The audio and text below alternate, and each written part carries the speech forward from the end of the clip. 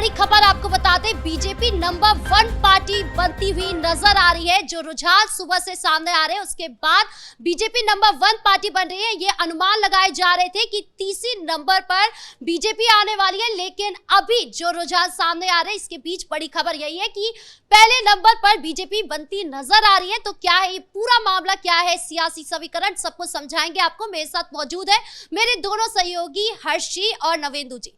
Sir, सबसे पहले आपसे बात करेंगे, क्या कुछ चल रहा है, बीजेपी कैसे नंबर 1 पार्टी बन गई? देखिए, जो गला फाड़ फाड़ कर तेजस्वी चिल्ला रहे थे और जो प्रियंका हैं भारती, जो प्रवक्ता बनाया गया था आरजेडी की तरफ से, जो कहती हैं कि मैं पीएचडी करके आई हूं, और वो टीवी चैनलों पर ये गला फाड़ फाड़ के कह रही थी कि बीजेपी सिमट जाएगी और बीजेपी तीसरी नंबर की पार्टी बनेगी। अब क्या वो आगे आके माफी मांगेंगी? क्योंकि प्रधानमंत्री नरेंद्र मोदी के लिए अशोभनीय शब्द को इस्तेमाल किया गया था, नीतीश कुमार के लिए अशोभनीय शब्द का इस्तेमाल किया गया था, उनको कहा गया कि वो लंगड़े हो गए हैं, डंडा पकड़ लें, और प्रधानमंत्री नरेंद्र मोदी के लिए भी ऐसे शब्दों का इस्तेमाल किया गया था। मैं कहता हूं कि सामने आके वो माफी मांगे, क्योंकि जो रुझान सामने आ रहे हैं उसमें बीजेपी नंबर 1 पार्टी बनती हुई नजर आ रही है। अब क्या ठीकरा फोड़ेगी? अब आरजेडी ये ठीकरा फोड़ेगी कि बीजेपी ने जेडीयू को कम करने का काम कर दिया है।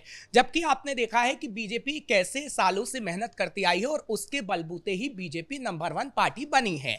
जो रुझान कहते हैं, प्रधानमंत्री नरेंद्र मोदी के चेहरे का इस्तेमाल करना हो या तमाम वो योजनाएं हो जो प्रधानमंत्री नरेंद्र मोदी ने सीधे महिलाओं के खाते में डाली हो, या फिर युवाओं के लिए वो योजना हो जिसके लिए कहा गया कि हमने उद्योगों को लगाया है, सरकारी नहीं, सरकारी भी दी है और प्राइवेट सेक्टर में भी नौकरी दी है, वो कहीं ना कहीं बीजेपी के लिए काम कर गया और बीजेपी पहले नंबर की पार्टी बन गई। नवेंदु सर, बीजेपी को लेकर ये कहा जाता है, तेजस्वी यादव के द्वारा ये कह रहे थे कि बीजेपी नहीं आने वाली है, उनको घबराहट है, जेडीयू नहीं आएगी, पीछे पड़ गए थे उनके, कि अभी उन लोगों को घबराहट बहुत ज्यादा हो रही है और तेजस्वी है जो वो बनेंगे मुख्यमंत्री।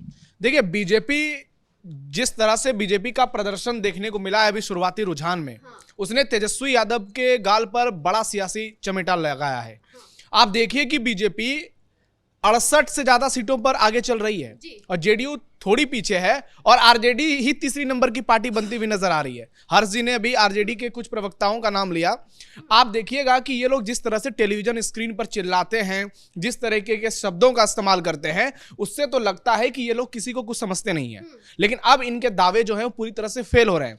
लेकिन समझने की यह जरूरत है कि बीजेपी आखिरकार कैसे नंबर 1 पार्टी बन गई है। तो इसके पीछे का पूरा समीकरण और कारण आपको समझना होगा। नरेंद्र मोदी का चेहरा 2014 के बाद से बिहार में बहुत इंपैक्टफुल रहा है। 2014 के लोकसभा चुनाव में एनडीए ने करीब 30 सीटें जीती, 2019 में 39 सीटें जीती, सिर्फ एक सीट किशनगंज जीत पाई थी कांग्रेस। उसके बाद 2024 में जब पूरे देश से बीजेपी को झटके लगे, उत्तर प्रदेश हो, पश्चिम बंगाल हो, महाराष्ट्र हो, वहां पर एनडीए गठबंधन ने बिहार में जबरदस्त प्रदर्शन किया। इसका सबसे बड़ा कारण है कि आज भी बिहार में अगर सबसे मजबूत किसी का कैडर है तो वो बीजेपी का है, सबसे मजबूत किसी का संगठन है तो वो बीजेपी का है। उसके बाद नरेंद्र मोदी का चेहरा जोड़ता है और ग्राउंड पर आरएसएस का काम। तो ये तीनों मिलाकर, यानी मोदी का चेहरा, आरएसएस का काम और बीजेपी के जो कार्यकर्ता हैं जो निस्वार्थ मेहनत करते हैं, इसमें कोई शक नहीं है। आप देखिए कि आरजेडी के पास कार्यकर्ता नहीं है, एक जाति विशेष का वोट है, एक धर्म विशेष का वोट है। जेडीयू के पास नीतीश कुमार की भी एक वोट बैंक पर पकड़ है ईबीसी की। लेकिन बीजेपी एक ऐसी पार्टी है जिनके कैडर और कार्यकर्ता फॉरवर्ड जातियों में भी हैं, ओबीसी में भी हैं, ईबीसी में भी हैं, एससी एसटी में भी हैं, और शहनवाज हुसैन जैसे बड़े नेता मुसलमान भी हैं।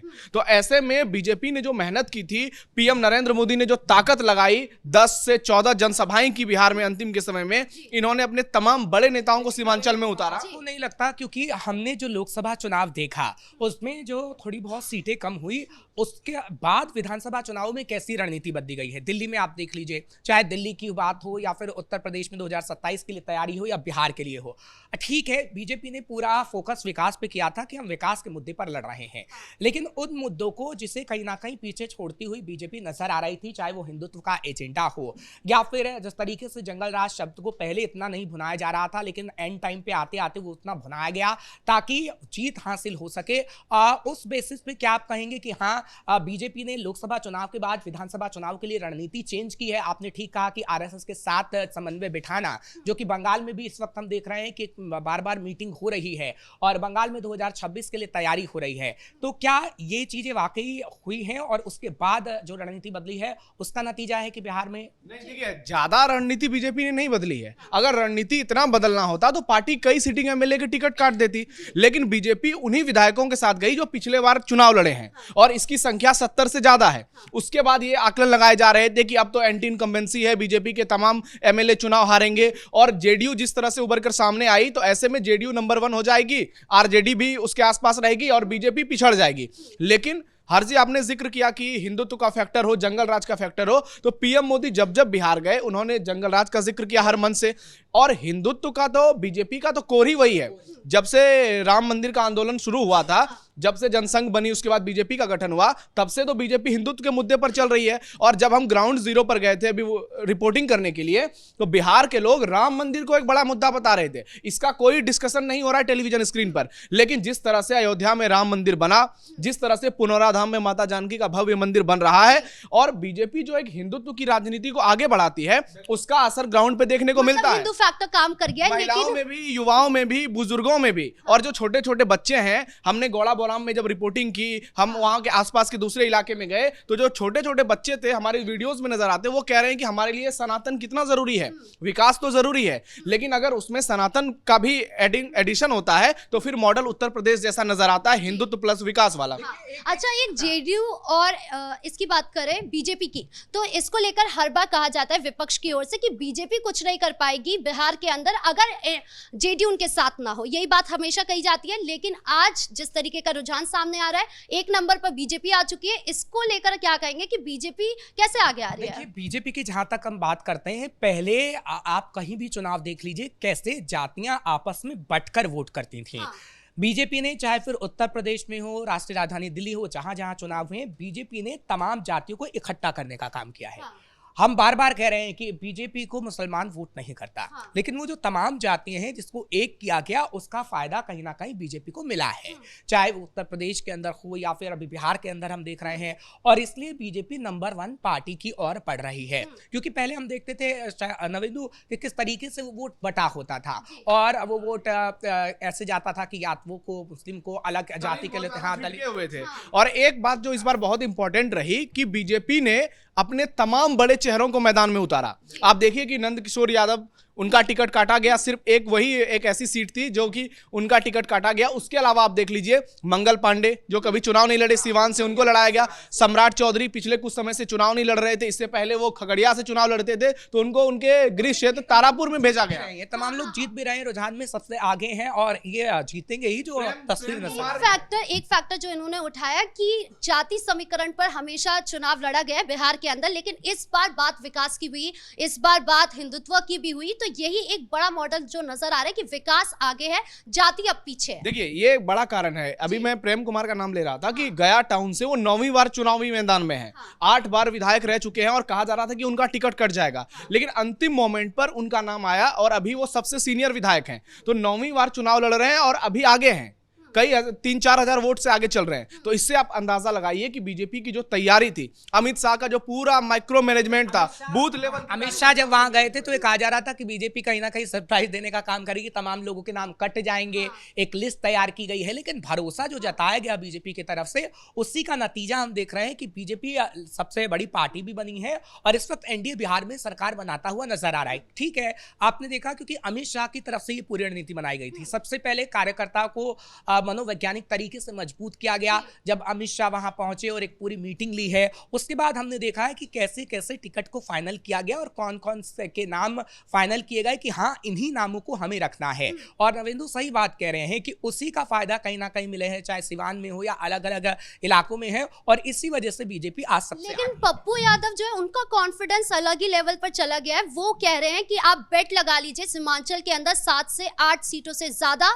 बीजेपी को नहीं मिलने वाला है। देखिए, बीजेपी सीमांचल में 24 सीटें हैं, उसमें से बीजेपी भी लड़ रही है, जेडीयू भी लड़ रही है, बीजेपी की दूसरी पार्टियां भी लड़ रही हैं। अब ऐसे में देखना यह होगा कि पिछली बार जो 12 सीटों का फॉर्मूला था जो एनडीए की ओर गया था, इस बार कितना जाता है। हमारा अनुमान है कि वो उसी के आसपास रहेगा, क्योंकि सीमांचल में ओवैसी भी एक फैक्टर है और महागठबंधन वहां मजबूत है, जन स्वराज के तमाम मुस्लिम उम्मीदवार हैं, तो ऐसा तो नहीं है कि वहां क्लीन स्वीप हो जाएगा, लेकिन बीजेपी का परफॉर्मेंस ठीक ठाक रहेगा, पिछले बार के आसपास होगा। ऐसा नहीं है कि बहुत जबरदस्त जीत मिलेगी, क्योंकि कांग्रेस भी मजबूती से लड़ रही है और ज्यादा सीटें कांग्रेस को सीमांचल के इलाके में दी गई है। और पप्पू यादव की बात की जाए तो पप्पू यादव निश्चित तौर पर पूरा दम लगा रहे हैं और अंतिम के समय में उनके हिसाब से टिकट बंटवारा भी हुआ है सीमांचल में। तो अब देखना यह होगा कि जब फाइनल आंकड़े आते हैं तो फिर सीमांचल का क्या माहौल नजर आता है। लेकिन एक बात तो तय है, जिस तरह से अंतिम समय में सीमांचल में बीजेपी ने ताकत झोंकी, योगी आदित्यनाथ की कई सभाएं हुई, हिमंता विश्व शर्मा अलग ही अंदाज में नजर आए, तेजस्वी यादव और लालू यादव पर जिस तरह से सवाल उठाए, असम का जिक्र किया, मदरसे का जिक्र किया, और सीमांचल का पूरा माहौल हिंदू वर्सेस मुस्लिम जैसा नजर आया, मतलब पोलराइजेशन नजर आया। तो ऐसे में इस बात की संभावना है